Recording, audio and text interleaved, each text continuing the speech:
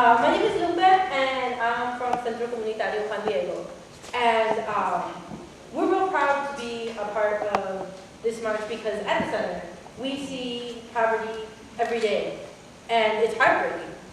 And what's different about this march on Martin Luther King Day is that a lot of marches that are going to be happening are going to be celebrating the realization of Martin Luther King's dream, because we do have a Black president.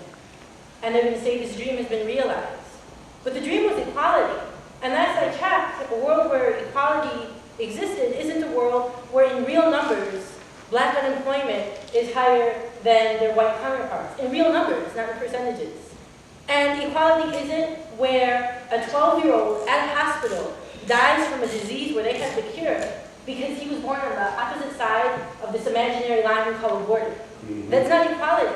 It's not equality when we have Black and Latin youth killing each other in the streets because of gang violence and we're locking them up instead of giving them good educations and good jobs.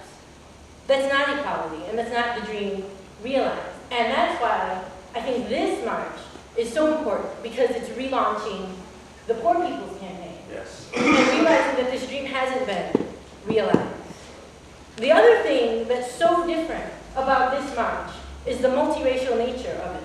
Amen. Because we've seen in past marches, we've seen the war marches that were predominantly white. And we saw Gina 6 that was predominantly Black. And we saw the immigration marches that were primarily Latino. And then we're still at war. And shortly after Gina 6, the world watched in horror while Oscar Grant got killed by a policeman and everybody got it on their cell phones. And people are still being deported. Families are being separated. People are held in detention centers in a cell 23 hours a day, including children. And that's because we were divided. So here, the numbers aren't the thousands that were at the war march or the millions that were at the immigration marches of June 6. But we do have power, and the power is in our message and our unity. And from that, we'll get the numbers. Amen. Amen.